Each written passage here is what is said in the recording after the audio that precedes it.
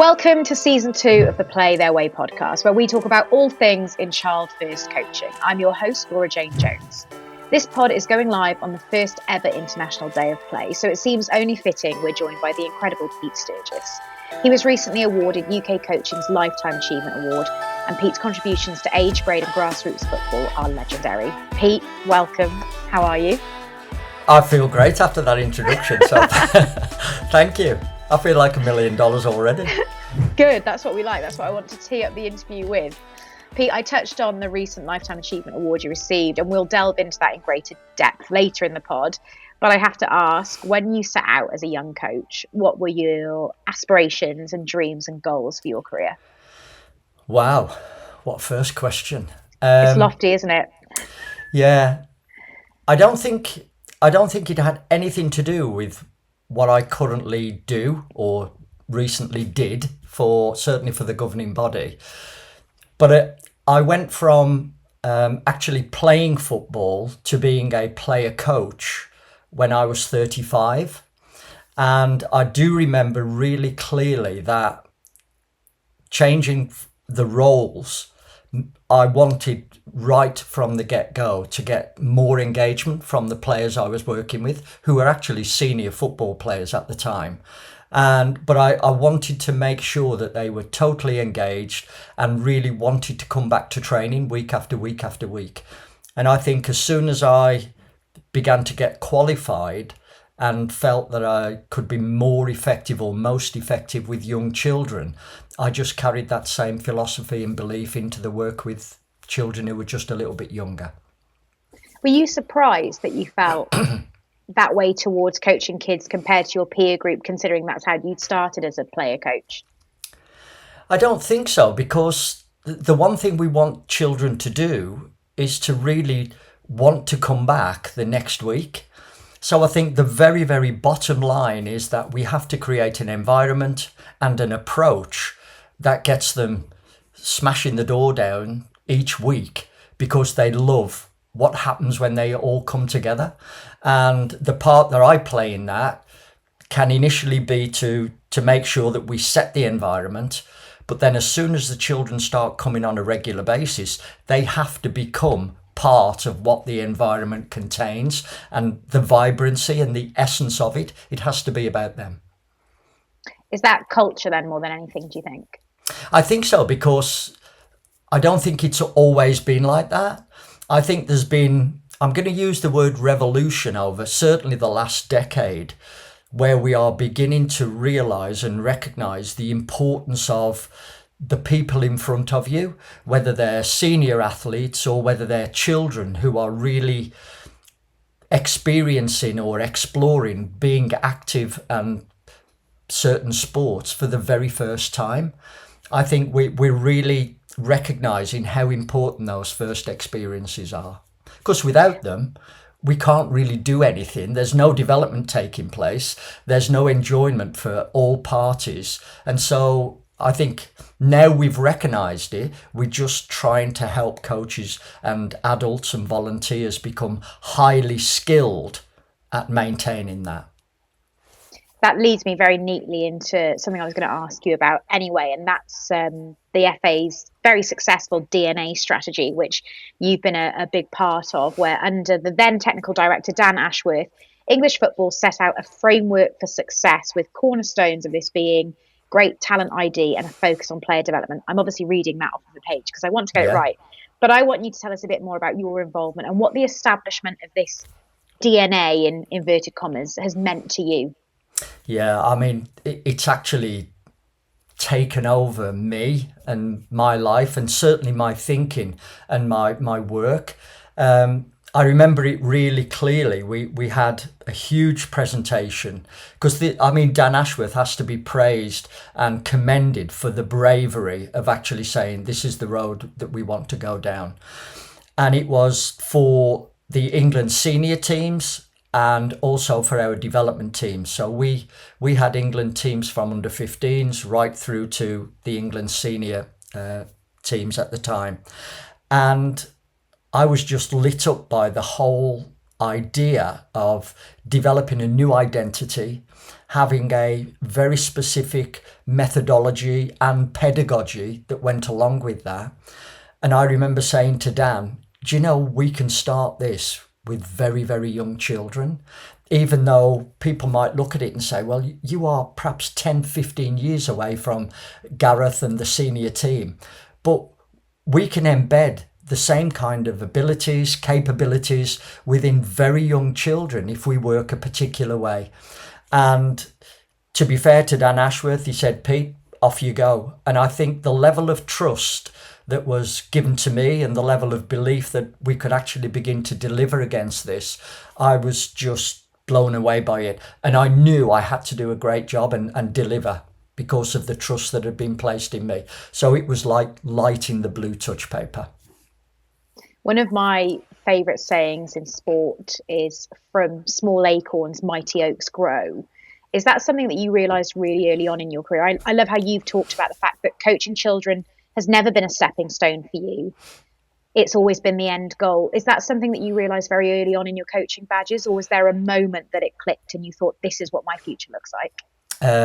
I think I was always drawn to the potential that is possible, and more importantly, releasing that potential in all of our children. And I think very early on, I realised that they won't all be footballers. They won't always stay with sport, but there was the potential that all of their early experiences could be really positive and give them something and give them some kind of value added, regardless of where they happen to progress to in the future. So I just think the development of our young children, both as a society and as a nation, is the most important thing that you can be involved in. And as such, working in certainly in the foundation phase for a lot of people was always seen as a stepping stone. I wanted it to be the legacy that I left, even though I never thought of it in those terms, but it seems as though that's what's happened. I just wanted to make sure that every child who I came into contact with felt great about themselves, but also great about being active and playing sports for hopefully the very, very long term. And that was a bit of a crusade that I've been on. At the beginning there, you said that not all of these kids are going to be footballers.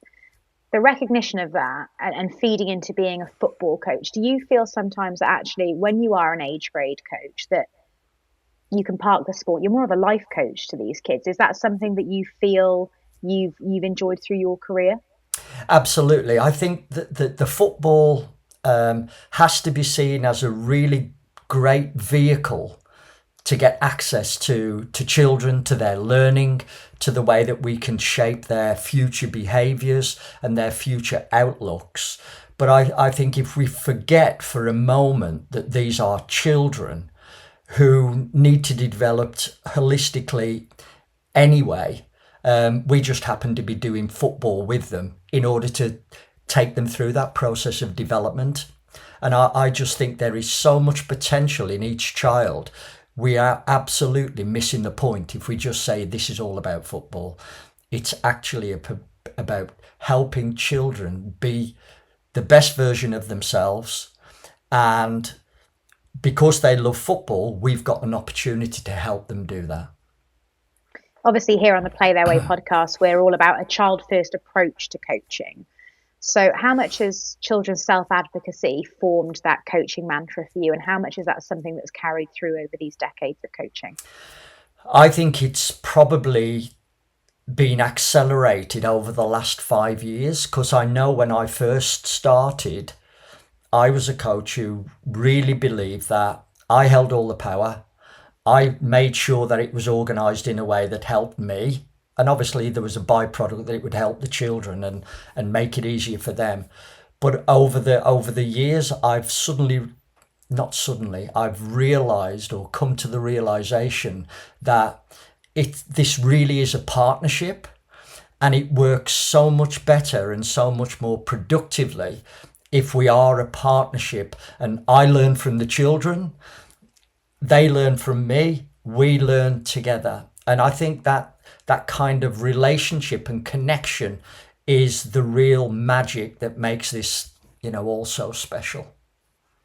Forgive me for using this cliche, but they say you can't teach an old dog new tricks. It's really interesting to hear that it's only in the past 5 years that you've seen this explosion of children's self advocacy. So, where specifically have you seen a change in that? Are there any examples that you can give us where that collaboration between yourself as a coach, giving out orders, has actually changed with the kids coming back and saying, "In fact, Pete, today we'd like to do this," or "Can we do this instead?" Yeah, I if I can talk about a step before then, which actually shook me to my inner core. I had a young boy. I won't mention his name, but he tugged at my sleeve. This was perhaps 10, 12 years ago, and he said, "Pete, this is boring." And I thought, oh my God, I had never thought of it through their eyes or through their experience. And I just thought, I'm prepared. I've fully prepared. I'm totally organized. It's very structured. We're getting this, we're getting that. But I never looked at it through the eyes of a child. So when this boy said to me, "Pete, this is boring," and he didn't apologize for it, I literally was shook to the core. So that got me thinking about, do you know what?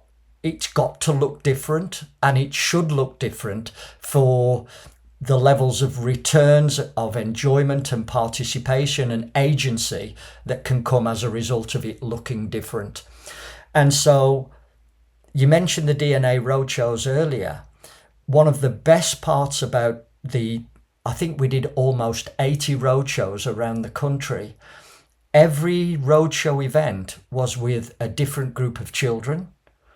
And if I couldn't very, very quickly develop a connection and a relationship and an engagement with those children who were of varying abilities, the whole thing wasn't going to work. But I think a lot of the coaches that came were just looking at the practices, and they missed how we developed the environment and we developed the connections with the children. And I think to do that, you have to listen to the children. You have to bring them into the session so that the session is seen as their session, not something that is being done to them. And I think over those roadshow events, we were able to communicate the fact that the environment's got to be right. This is not just about the kind of football practices that you will see. And I think that really helped me hone an approach and a sense of partnership with the children that I knew would work with pretty much every child. But we had to draw the coach's attention to it because they were looking at the football bit. I wanted them to look at the child and also the way that I was approaching meeting new groups and trying to develop those relationships on a regular basis. One of the things you talked about there was the differing ability of the kids. And at the beginning of the podcast, you talked about a job well done being kids coming and banging the door down week after week. By recalibrating and engaging those children through a kind of child first and self advocacy approach, especially those who are perhaps at the lower end of ability, are you finding that they're coming back to the sport more and they're staying more engaged longer term? They are, because if you're trying football for the first time and it's something new to you and you're very, very young, there's a really good chance that you're not going to be great at it at the moment. So we can look to develop other qualities. Last night, I had one boy who was so kind, so considerate, so empathetic for other children in the group.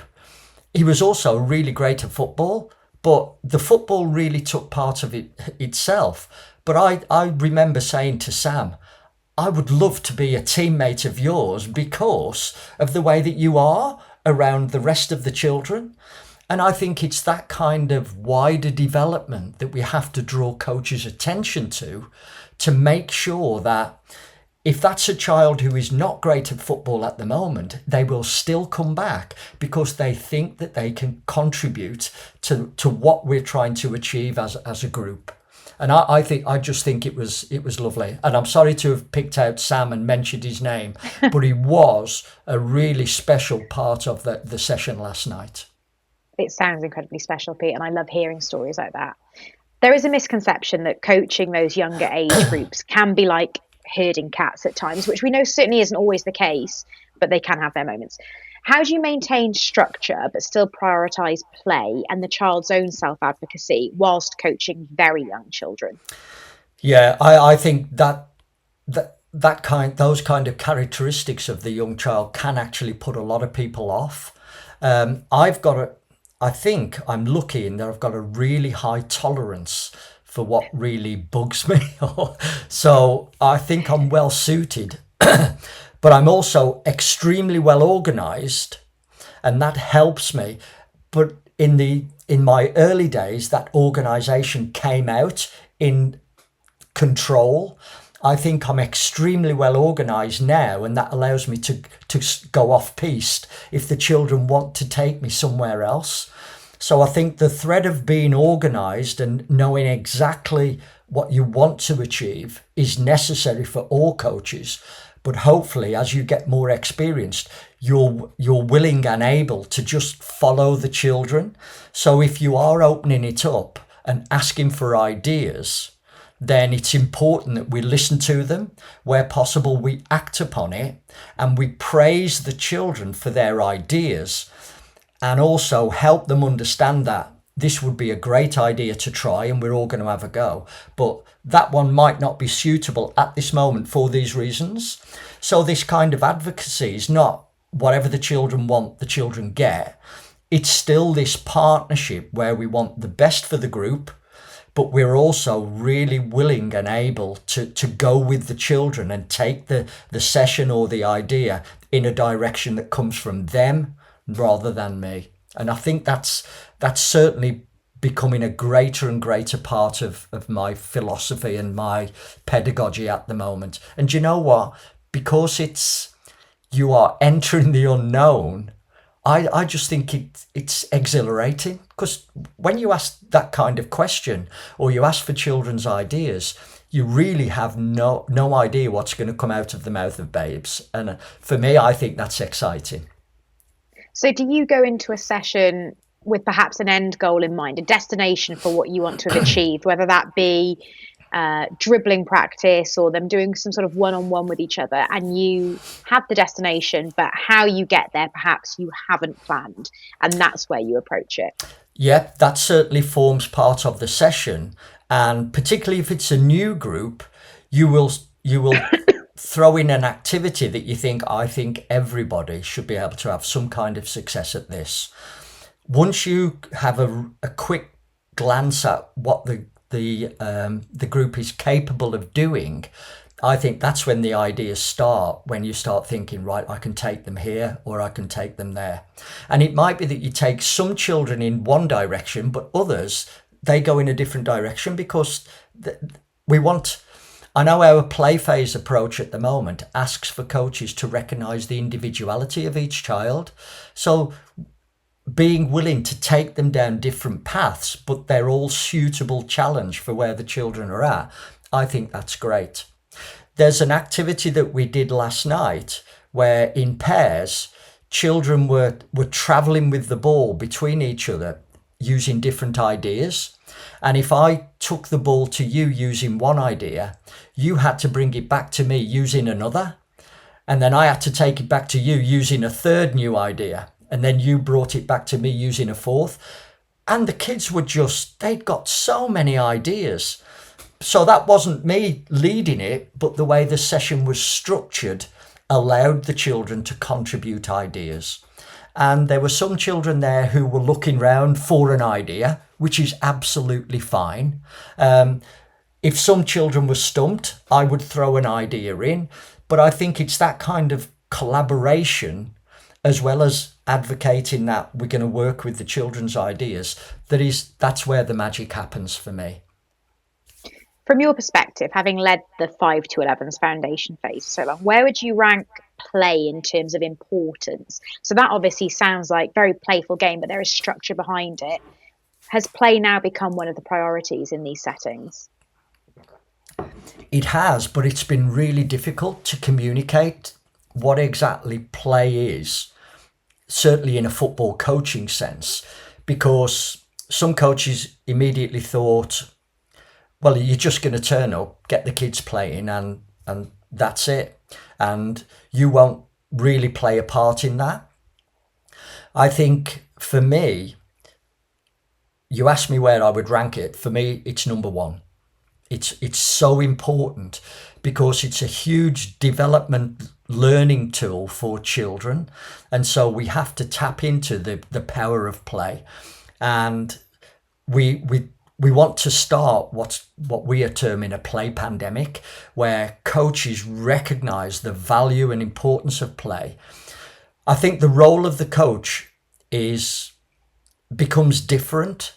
So we have to adopt a different role. So my role is to make sure that within the games that the children play, I've set appropriate challenges. I've got progressions within it, and regressions if the children can't quite cope with it.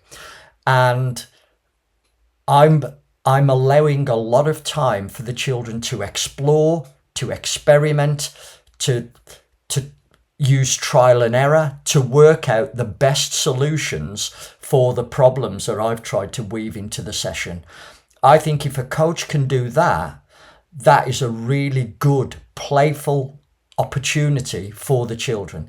They get the freedom of expression, the freedom to explore and experiment, but I'm really trying to shape what those experiences are. So I think it's a really nice combination, and I would like coaches to begin to think about planning it, but then allowing it to organically develop in front of them as to where the children take it based on upon their exploration of the challenges provided.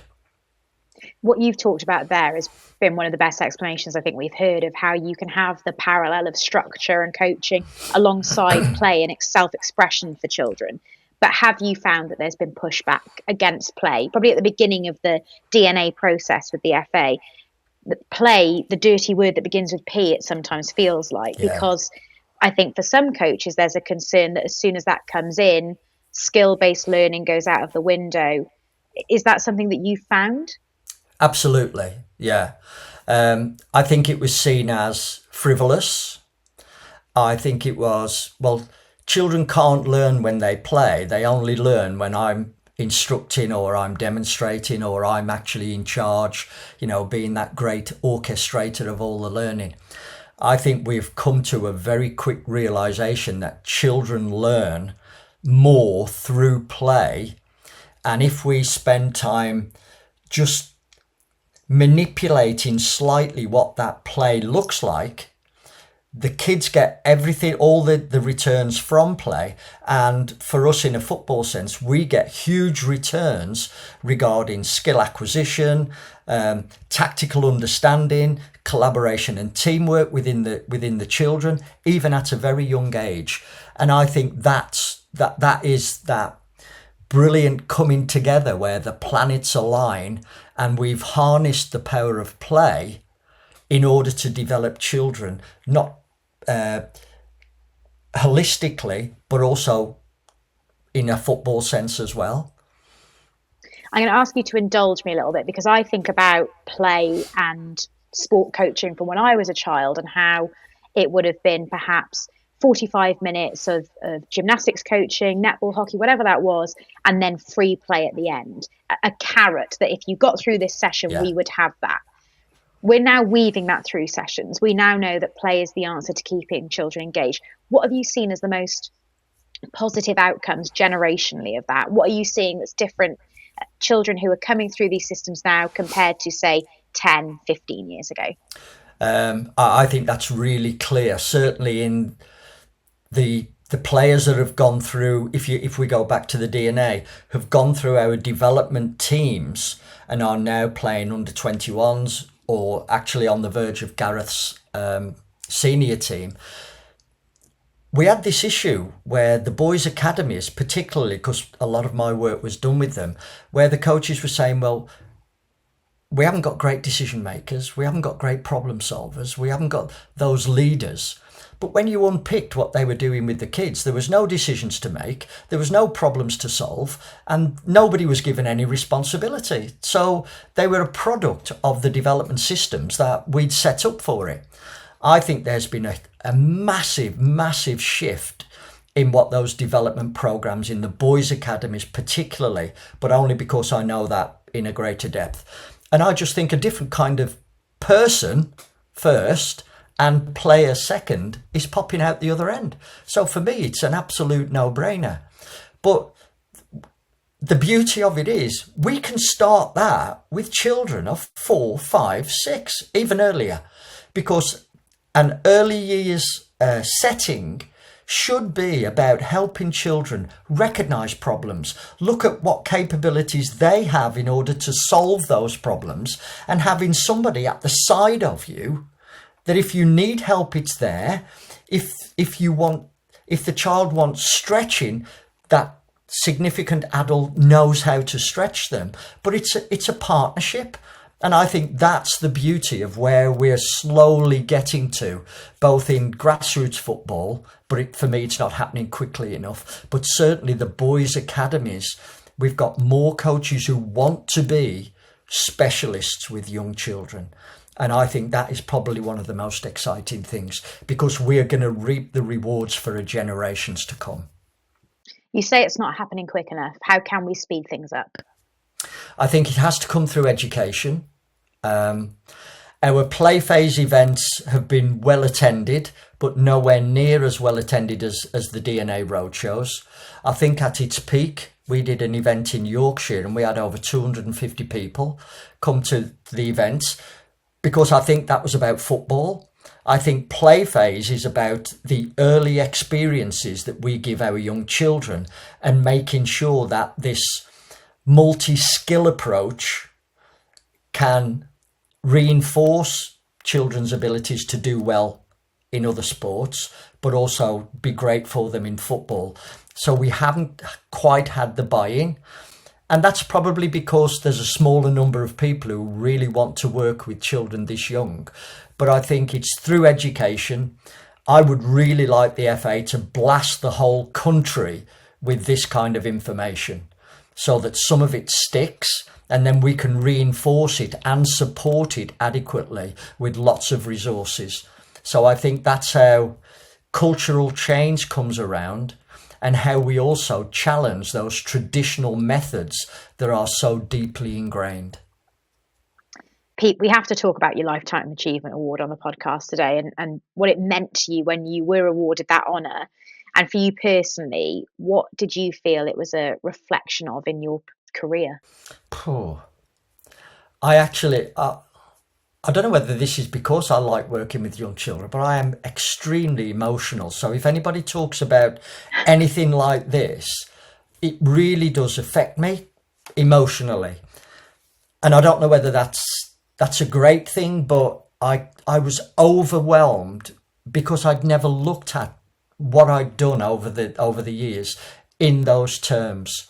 So when the FA said, Pete, we've put you forward to this, for this award, I was literally completely overwhelmed.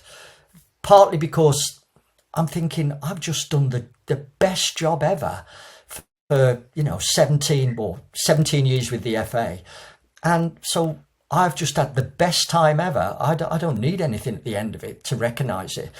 But the FA gave me the opportunity to really, I think, find myself and find out what I was good at, and find something that I am so passionate about that it was, I don't know, it was just so special. And the night itself, the way it was organised and structured and just put together, just made me feel so special. I had people I didn't even know talking about what I'd done, and I'm just thinking, this is crazy. How much has it given you even more appetite, even at this point in your career, to push for these things that you've stood for so much over those 17 years with the FA, because you've had a pat on the back for it now that was fully deserved, as all of us at UK Coaching obviously are in agreement of. But how much has it made you feel like, yes, we are doing the right thing, let's keep pushing this forward? I don't think the award made me do that. I think me becoming a really cranky old man was always going to make sure that this agenda was too important to let it slide backwards. And in a way, it's actually made me more determined to make sure that this agenda is listened to, but more importantly, acted upon. In season 1 of the podcast, I asked everyone that came on what their advice to other coaches would be. But this season, I'm going to change it up a bit. What would your advice to Pete, age 35, who's a player coach and starting their formal coaching journey, what would your advice to Pete Sturgess then be today? Blimey. I wish you'd have given me more time to think about that. I could have come up with a really deep answer. I'm just going to answer it from the heart. One of the biggest things that I'm trying to ask coaches to consider is that there is a real value in working with any players, any children, young people. There's a real value in doing something that has an impact for the rest of their lives, even though you may not see the immediate impact. And I think I am completely happy knowing that if we adopt this kind of methodology and this kind of approach, we will reap the rewards for years and years and years to come, even if I don't actually see it with the children, myself. I think that is such an impact that you can have on people's lives. That is worth all the heartache, the worry, the time, the commitment, the frustration. It's so worth it, because you are giving, for me, children a foothold for the rest of their lives. And I just think that's what could be better. What could be better? Pete, thanks so much for joining us today. You've been a truly amazing guest. And thank you everyone for listening. We hope you've enjoyed. Be sure to leave us a review and share this with someone else who you think might enjoy it too.